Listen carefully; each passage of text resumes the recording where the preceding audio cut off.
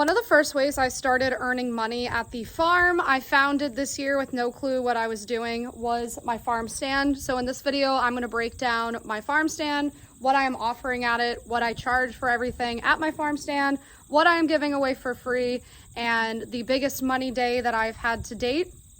We opened this farm stand July 2nd of this year, so it's been a little over 3 months that we have had this farm stand, and it definitely has exceeded my expectations in every way.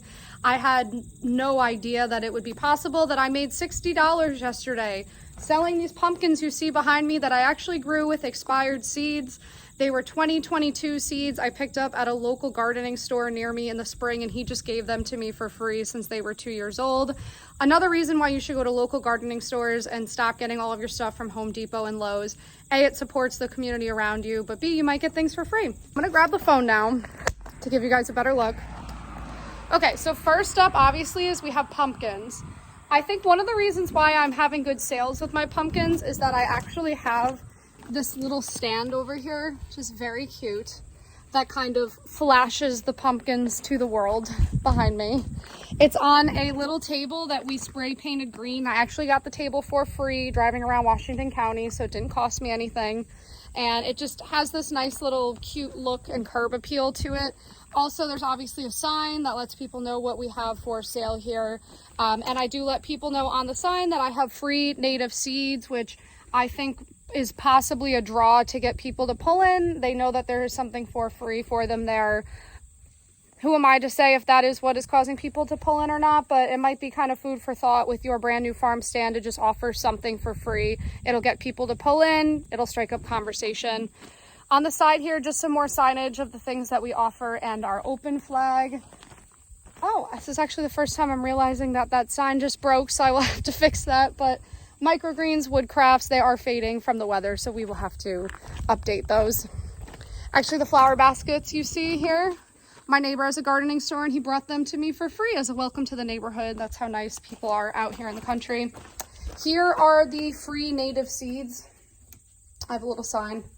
And if you look inside if you look inside here, I have milkweed, sunflower, hollyhocks, and I just put them in little biodegradable envelopes that I got from Michael's Arts and Crafts store.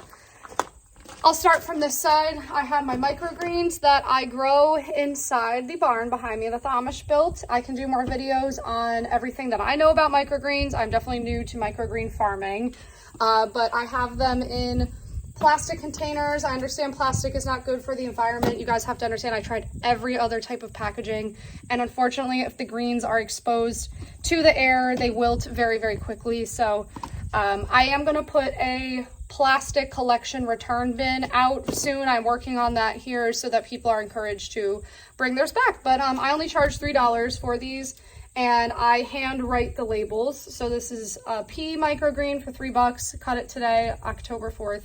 And I put a sell by October 8th.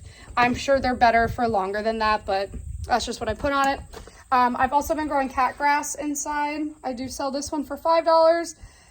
Very easy. Anybody can grow cat grass, trust me. I have a thing of buckwheat microgreens out here just for people to experience and try. A lot of people don't know what microgreens are, so I have a little try me thing, very cute. Kind of reminds me of Alice in Wonderland when she's drinking the different things in the maze. All of this stuff I think makes this farm stand very approachable, very familiar feeling to people.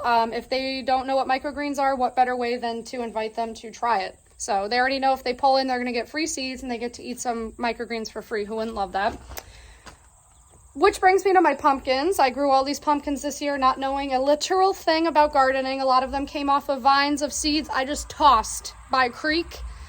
And it works. Turns out if you grow the fruits and vegetables that want to be in your area, that are native to your area, you don't have to do a lot. So I charge anywhere from $3 up to, this is my biggest size pumpkin, $8. This is just in line with local pumpkin prices.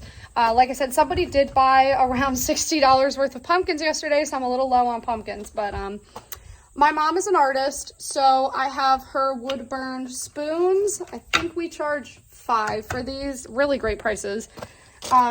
Ornaments, wood burned ornaments, wood burned coasters, She's very talented. All of this stuff is only $5. I always say, Mom, you should charge more. I have one of my books left because I got a bunch of copies back in 2022 when I wrote it. So I sell the book here for $15.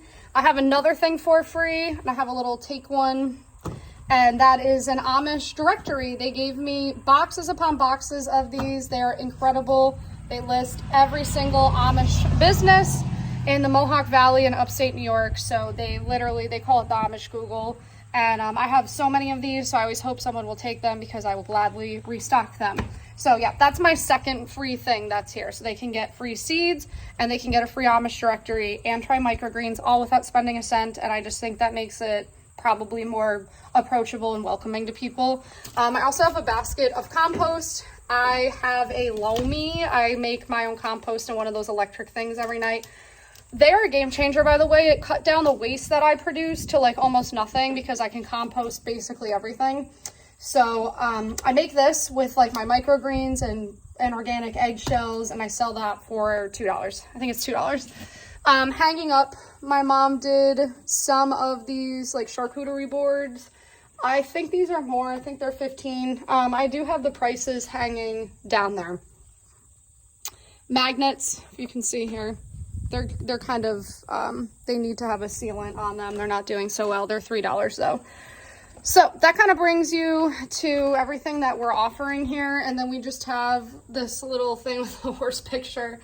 Cash for people to put their money in, or very important, I do have this up here. So it's just my Instagram, my Zelle information, and my Venmo. So like if somebody didn't have cash, it just makes it easy for people to spend money, essentially. And then we just have signage hanging everywhere on these chalkboards. So just again, compost, the microgreens, in case somebody was confused what things cost. But I came out to this farm stand yesterday and I looked in that money thing. I almost died. I saw $60 in cash. So I tried my best to figure out what they had bought, and it appeared they had bought, I think, 2 coasters, microgreens, and like 8 pumpkins. And $60 is a lot of money, especially today. Whoever spent $60, I love you. I'm very grateful to you. And it just tells me like the potential of this farm stand is so much more than I realized, because this is just what we managed to muster together. I wasn't even able to garden outside of this property. It was an open construction site well into June. So I did what I could with these pumpkin seeds and some sunflowers behind me. And I didn't even end up cutting or selling the sunflowers because the native pollinators loved them and needed them so badly I couldn't bring myself to do it. And now all the finches and the birds are eating the leftover seeds, so I can't even bring myself to bring a lot of those seeds in. I do what I can so that I can give out the seeds at this farm stand. But I mean, if you do the math, if your farm stand is even making $50 a day, that adds up. My monthly land payment is $900, which means it is very possible next year that the farm stand could possibly pay my land payment for me every month, which is incredible and amazing to think about. And it's just also fun. It's a good workout. I walk out here a couple times a day. Sometimes I bring water with me to water the little plants we have at the road. And I enjoy it. It gets me outside, gets me moving. It's good exercise, gets you fit, makes you feel entrepreneurial, it makes you feel like the business people we were always supposed to be in this country before everything got very corporate. So I can't say enough good things about this farm stand. Having the farm stand allows me to sell direct to customers without needing permitting. That's a tale for another time with this structure. To be able to open this to the public is a whole different ballgame. To be able to open this to the public is my right, especially in the town of Saratoga. There's a right to farm law. There usually is one around most of the country. I would check that. The town cannot interfere with my ability to sell direct to consumers at the farm stand, and selling raw cut agricultural products that you just write raw cut on it, removes you from needing any of the licensing as well. If you want to do anything outside of this, I can make more videos going into like the legalities and the licensing. I've learned a lot about all of it. But basically, nobody can interfere with your right to run a farm stand. I think that is a beautiful thing, and I think it is something that everyone should do if you are new to farming. It's one way to get the money flowing. You can sell anything at these things. I have my one neighbor down the road who is a gardener. He offered to wholesale me the kale and the lettuce he is growing for like $1 a pound if I wanted to resell it here. I've had the Amish reach out to me because they want to sell their goat soap and other products. So if you're thinking to yourself, like, I can't make any of this, you don't have to. You can also resell other local people's stuff. Like, the sky is the limit. I'm gonna be doing more videos about the farm stand. It really scratches an entrepreneurial itch for me, and I can't say enough good things about it. So if you guys found this video interesting, let me know. I'm here to give you price transparency, loan information, farmland, all that good stuff, and I will be back soon. Bye.